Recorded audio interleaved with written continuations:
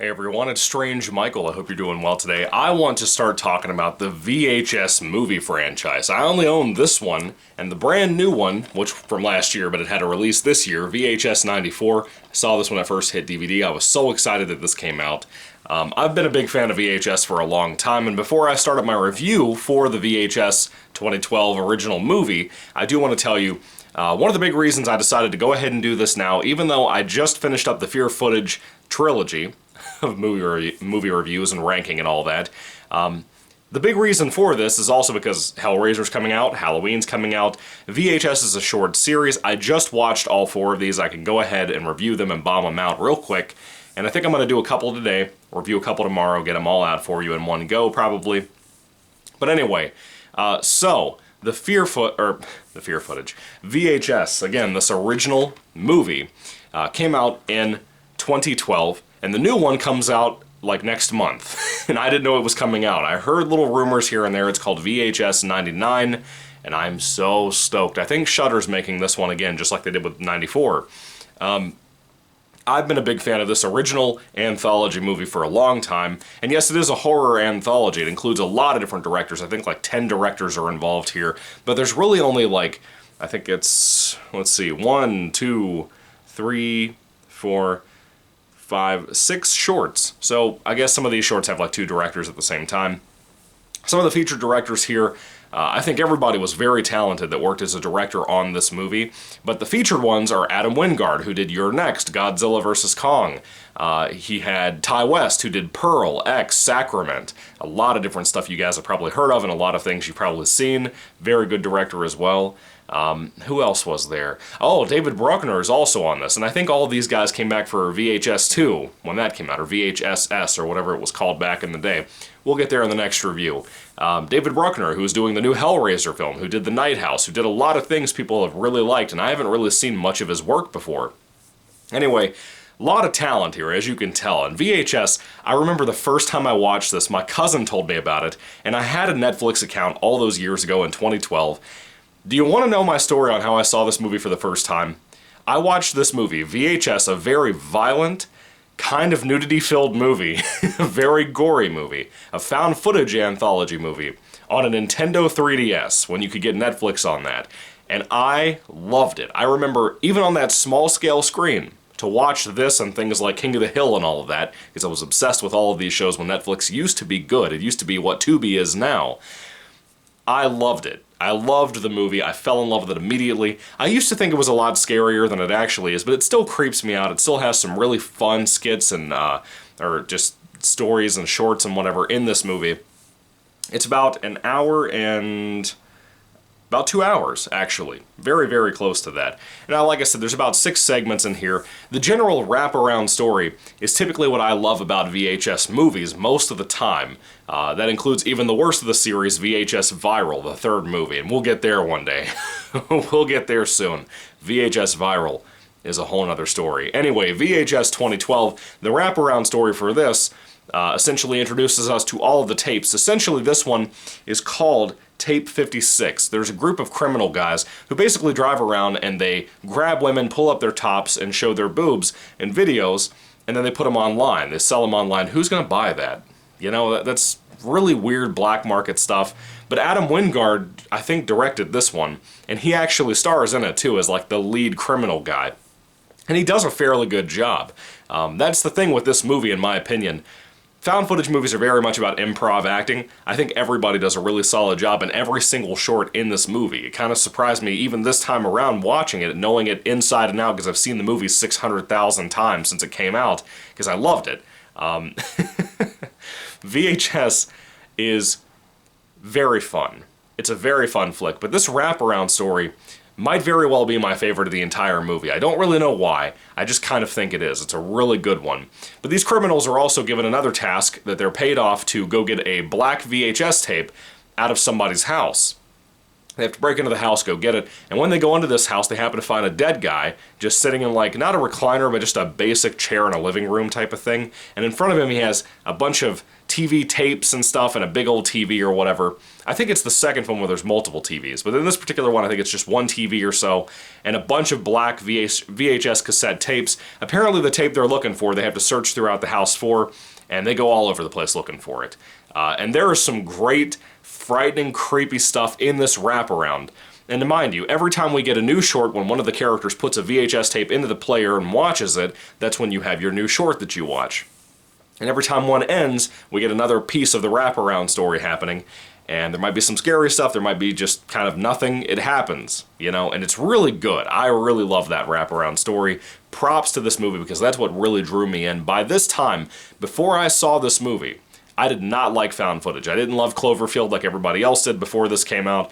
I didn't like Blair Witch Project, even though I'd seen it a couple of times by the time I saw this movie. I was still in high school when I saw this movie, as a matter of fact. And I loved it. I think this movie really made found footage important to me because of how well done it was. Even for kind of what's considered a lower budget movie, it went straight to video. It wasn't a theatrical release as far as I know.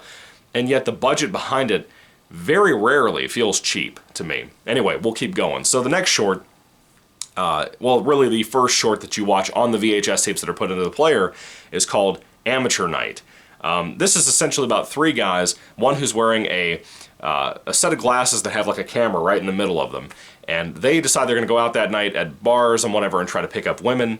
And they get a very odd woman who just kind of goes up to our guy with the glasses and says, like, I like you. And she's just weird. Really, really weird. They don't know if she's just on drugs or if there's something mentally wrong with her. They don't really know. But she comes back with them and things go horribly wrong. Horribly, horribly wrong. This is probably one of the goriest shorts in the entire movie. It's brutal. It's really, really brutal. So moving along to the next one. Second Honeymoon is a really kind of weird one. This one really scared me a lot the first time I saw it. It was the first time I'd ever seen a certain thing done in this movie that when you watch this movie, if you see this particular short within VHS 1, I'm telling you, people have seen this particular thing in Second Honeymoon done over and over and over again. Whereas to me, this is the first time I ever saw what was done in this short. In this story, there is a husband and wife who just got married. They're on their honeymoon. They're out, I think it's at the Grand Canyon, or they're nearby the Grand Canyon. And they're kind of staying at a hotel one night or a couple of nights.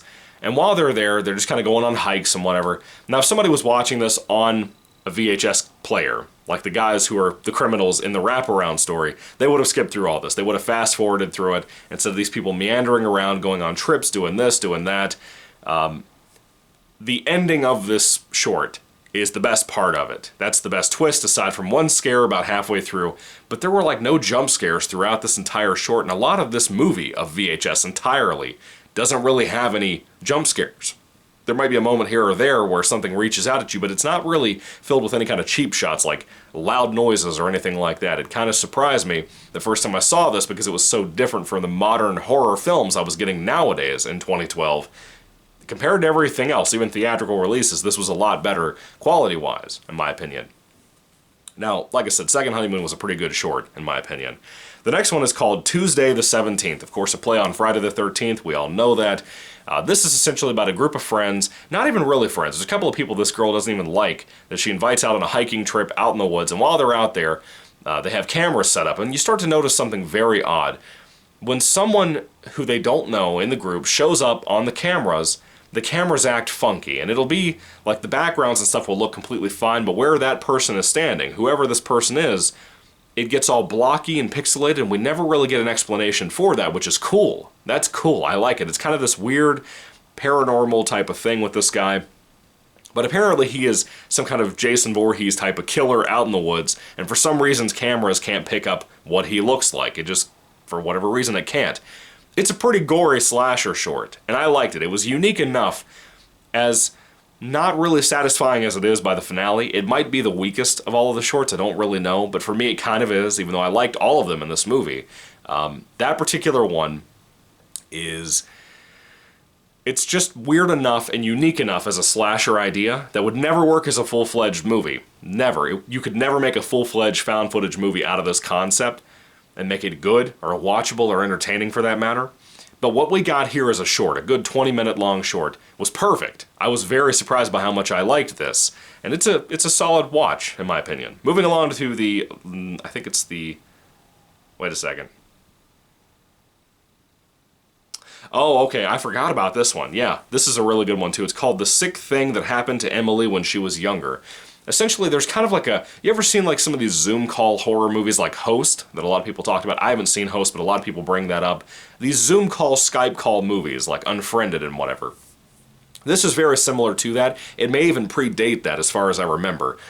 To my knowledge, when I saw this movie, as big of a horror fan as I am, this is the first time I ever saw this done, which again shows how revolutionary VHS was for the horror subgenres out there, like found footage, Zoom call horror before there was Zoom at all. So there's basically a girl who is talking with, I guess it's supposed to be her boyfriend or something. I'm not really entirely sure. He seems very passive about her, like he really just gets bored with her very easily on these like webcam calls or whatever. She suspects that her house, her apartment, might actually be haunted, and we see some scary stuff in here. I'm going to be honest with you, it takes kind of a nosedive, but kind of not. It kind of depends on your taste in horror. For me, it kind of takes a little bit of a nosedive and then it really peaks up at the finale, and I hadn't seen the movie in so long that I actually forgot the twist at the end of the short when I watched it this time around a couple of months ago. It really got to me. It's well made, it's eerie, the answers at the end of it are so weird and odd enough, and at the very end you would think, as dark as this gets, that it wouldn't really have any humor to it the way it does at the end. And the humor at the end of this short skit, whatever, was really eerie. It made me laugh out loud a little bit this time when I watched it. There's just something classical about this short. It might be one of the best of the entire film, in my opinion. The last short in here is called 10/31/98, of course, Halloween of 1998. Four guys are in a car, and they are invited to a Halloween party. They go to this place, and at first, they think they're just the only ones to show up at this place. Shut up, cell phone. Sorry, guys. I thought I had my volume and everything turned off. Apparently, I did not. They go up to a particular house that looks abandoned. They think they're just the only ones who have shown up so far to this house. And when they get there, they start to explore inside of this supposedly. It's kind of supposed to be abandoned, but it's not. It has lights on, it's clean, everything else. The house is beautiful, by the way, for whoever lives there or owns that house. Beautiful house. They're going throughout the house looking around, and they end up finding their way up to the attic and discover something pretty horrifying. And it gets wild. This one in general, even though Tuesday the 17th, that skit, short, whatever, had a little bit of CGI with the whole pixelation on the killer thing, there's a lot of CGI here, and to me, I remember it looking a lot better than it does this time around, but it's not so bad, you know? It's just fine CGI. It's a little bit much, though, just so you know.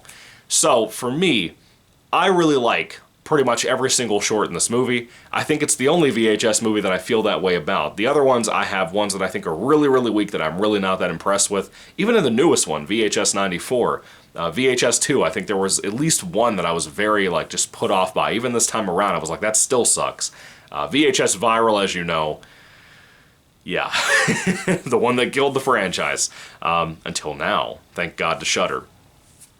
Overall, I like the characters and the acting, like I said, within pretty much every single short in here. I think the writing is more of an improv thing, but I still like all that stuff too. When it comes to the events within these more improv shorts, all of that's really good too. I like all of it. I think it really, really resounds and works. I still think this holds up as the best of the VHS movies for me, and I can't wait to do my ranking to really put out a decision on what's going to be the worst to what's going to be the best. I think everybody knows what the worst is going to be because it's pretty much across the board. Everybody knows. Now, by the way, I probably won't do the ranking video until I get to see VHS 99. I'm assuming that's not going to theaters. I assume that's going to Shudder, and I'll probably have a Shudder account by that time. Still. But I plan on seeing that. I can't wait to talk about it here on the channel at some point. But I am, just so you know, waiting off to rank these movies after I see that. The look of all these movies, the cinematography of each of them are very different because of the different directors and styles and whatever. Again, some are more humorous, some are not.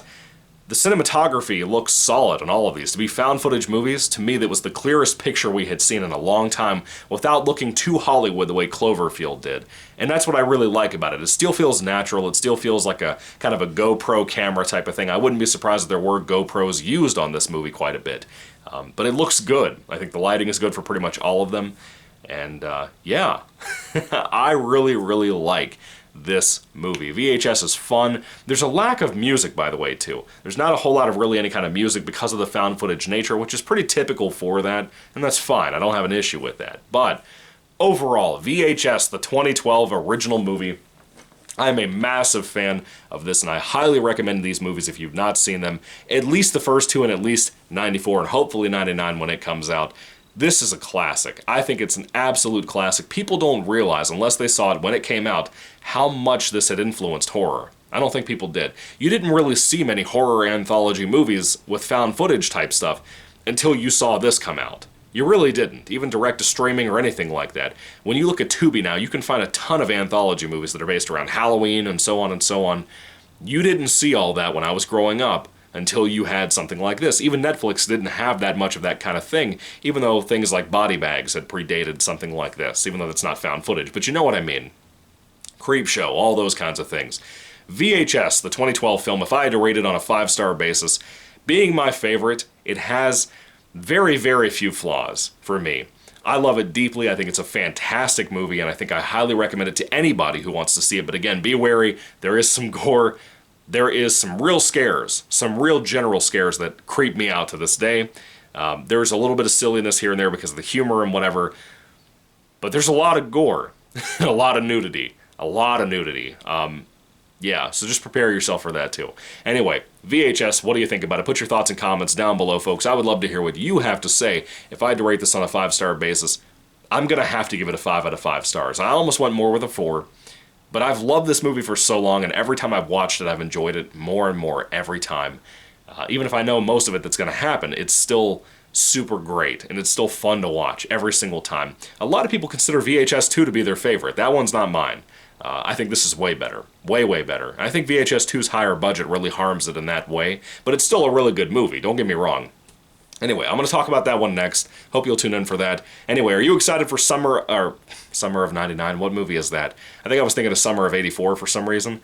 Are you excited for VHS 99? Do you think it's going to be good? I hope so. I'm not even going to watch a trailer. I'm just waiting for it to come out. Anyway, what are your thoughts, guys? Put it down in the comment section down below once again. Thank you for watching all. God bless you all, and goodbye.